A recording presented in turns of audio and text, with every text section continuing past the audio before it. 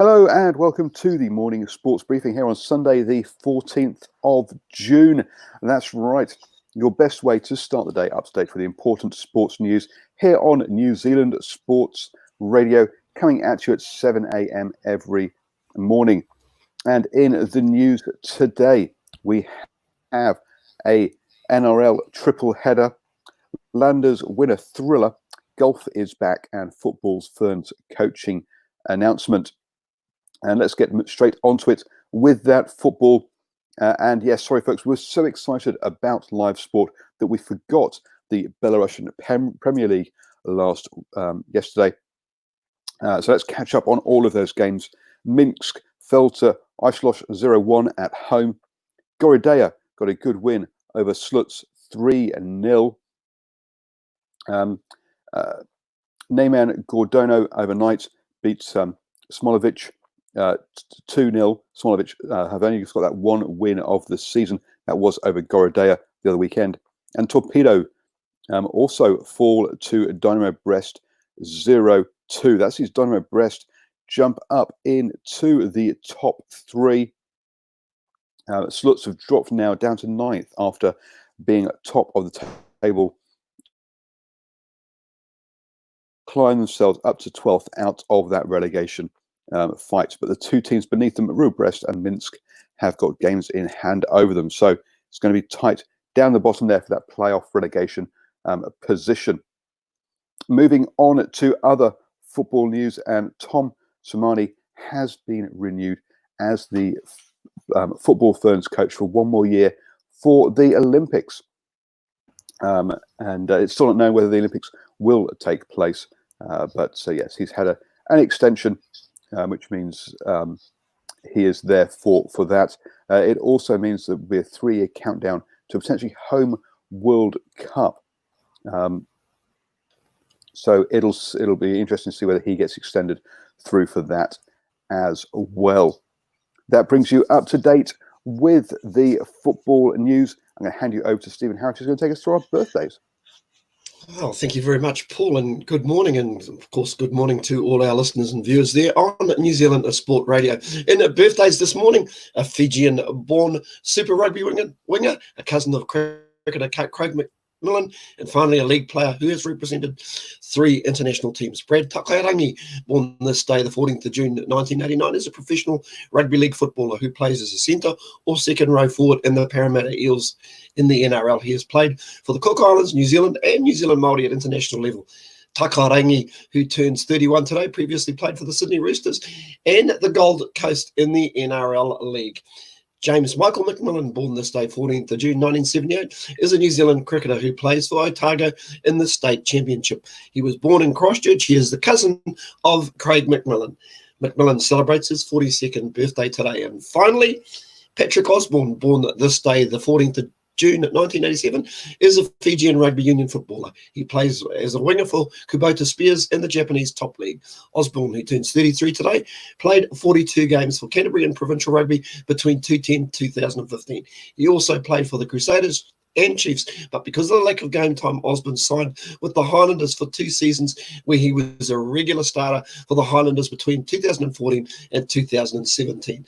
In June 2016, he was included in the Fiji team for the June tests against Tonga and Samoa in the 2016 World Rugby Pacific Nations Cup, as well as the one-off test for Georgia. Yeah, bit of a hero at the Highlanders was Patrick Osborne. And speaking of the Highlanders, Paul.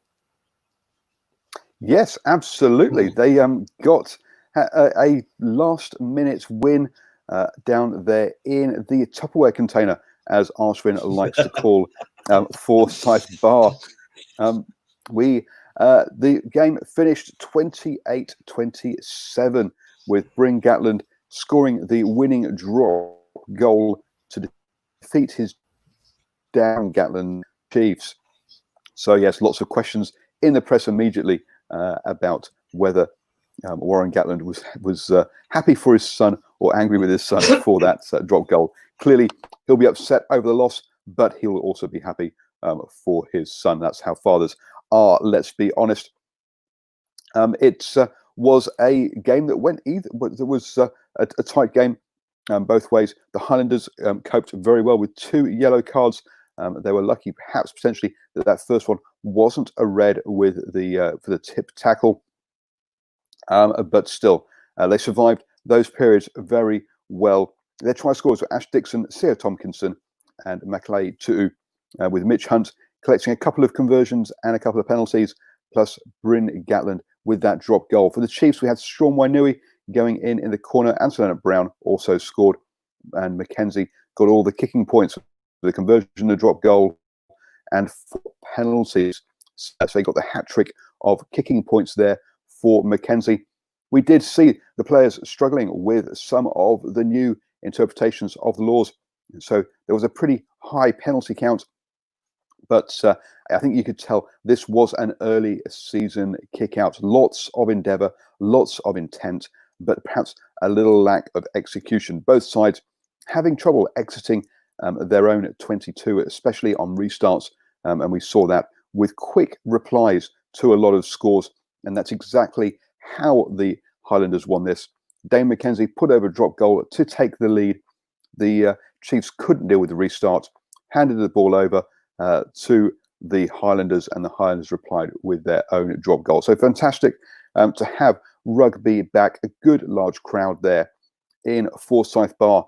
And again, we're going to have a good large crowd today for the second fixture in Super Rugby Aotearoa, with the Eden Park having sold out. So folks, if you don't have your ticket already for the Blues versus the Hurricanes, then please find yourself a nice warm couch to watch the game on instead.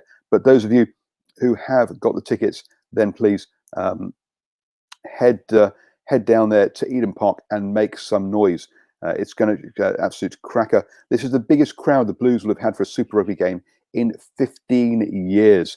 And let's be honest, I can't remember having a crowd this big, except for the All Blacks or at the Cricket World Cup. Otherwise, so this is this has got to be one of the events of the year, you've got to say. So get on down there, folks. Enjoy the day.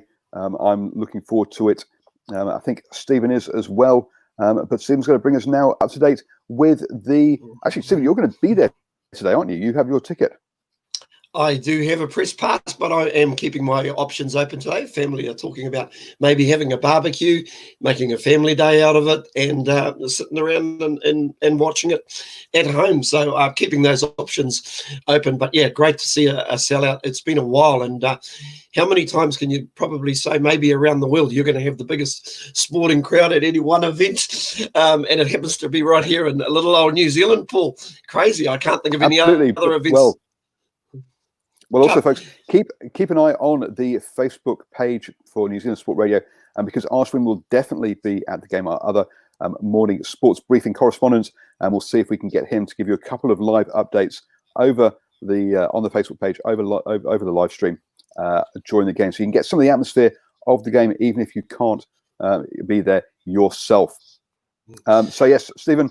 Whilst we have got the rugby, we've also had the live NRL for some weeks now. Triple header tonight. We have, Paul, and they are just probably hanging out to get some crowds at their games at the minute, as opposed to cardboard cutouts, but it hasn't detracted from much of the league that we've seen thus far. Straight on to our first story. Latrell Mitchell has produced arguably his best game in South Sydney colours to orchestrate a 32-12 win over the Gold Coast Titans at Bankwest Stadium in the first game of a triple header Saturday. The win snapping a 3-game losing streak for the Bunnies. Mitchell scored a try and set up 3 others to push his team into a 20-point lead before the Rabbitohs were forced to withstand a second half rally from the Titans. Mitchell sealed the 2 points with a sublime skimmy and flick pass for Dane Gagai's second try in the 76th minute. 5'8" Cody Walker, following his controversial 2-game ban, slotted seamlessly back into the South Sydney left edge, where he set up a try for Alex Johnson in the first half. Rabbitohs skipper Adam Reynolds kicked a perfect 6 out of 6 from the boot. The win lifts the Rabbitohs to within a sight of the top 8 on 4 points, while the Gold Coast remain rooted near the bottom of the table in 15th spot. The contest started disastrously for Mitchell, whose kick off sailed out, but the change provided only blemish was only blemish for a player immediately redeeming himself when he crashed over from close range 3 minutes later. Gold Coast opposite, Philip Sami got one back soon after, but the Rabbitohs responded quickly when Johnson pounced on a Walker grubber. Wayne Bennett's side looked set to run away with the game thereafter, with Mitchell putting Gagai over with his hands and then Braden Burns with his feet.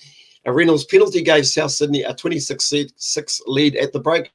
Bryce Cartwright's try soon after resumption gave the Titans a glimmer of hope and was the start of an improved showing in the second half from the Queenslanders, but the visitors failed to convert their rise in possession into points before Mitchell added the finishing touches late in the contest. Rabbitohs second rower Jaden Sewer was put on report for a shoulder charge on Sam Lisoni in the 72nd minute. So South Sydney, that score again, South Sydney 32, Gold Coast Titans 12. And on to the second game.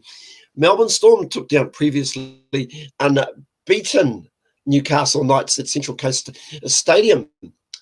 In typical Storm fashion, the skipper Cameron Smith was the chief orchestrator in the 26-12 victory, keeping up the pressure on the Knights, who eventually crumbled. Smith set up 2 of the 3 first half tries as Melbourne took an 18-2 lead into the sheds. Despite a brave rally from Newcastle in the second half, their poor completion rate in the first 40 minutes was too much to overcome at the back of the game. The Knights briefly threatened, scoring 2 tries in 6 minutes, although Bradman Best and Edric Lee to get within a converted try with 20 minutes on the clock. However, the Storm on the attack, Knights enforcer David Clemmer was controversially pinged for a late shot on lock. Dale Finucane in front of the post. Smith easily nailed the penalty from in front to give Storm a 20-12 lead with 6 minutes to go and take the wind out of the Knights' sails. A late try to Brandon Smith sealed the win for Melbourne in the dying minutes. The Knights had earlier shown signs of defensive resilience they have displayed so far this season when the Storm had 4 consecutive sets on their line without points.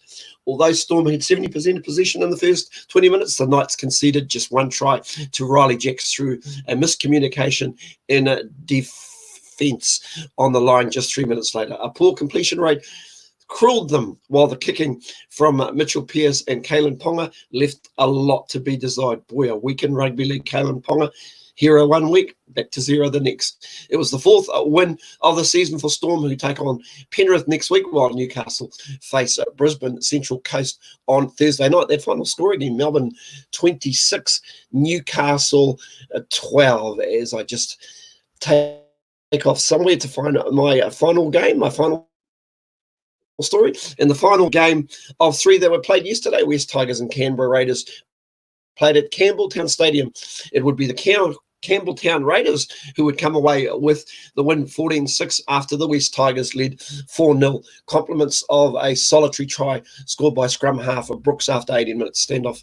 Whiten and winger Kotrick scored tries in the second half for the Raiders, with Coker kicking 2 conversions and a late penalty to seal the deal. Watched a bit of that game, probably not one of the great games, a lot of mistakes made, especially from the West Tigers, so it doesn't get any better.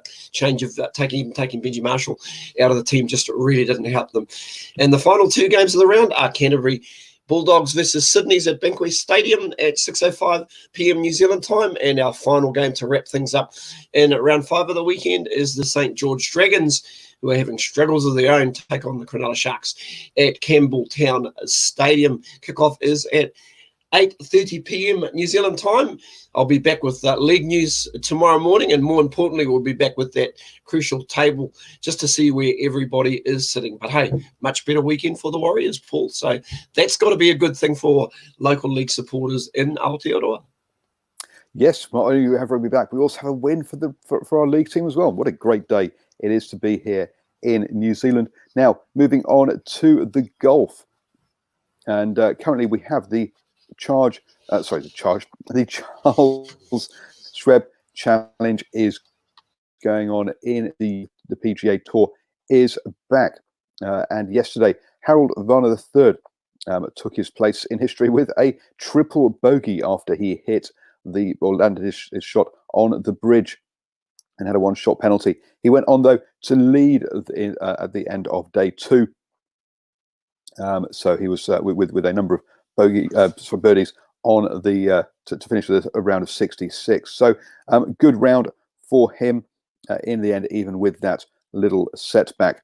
The round 3 is going ahead right now, and Varner III is on the 3rd hole, leading at 12 under, with Spieth at 11 under, also in his group.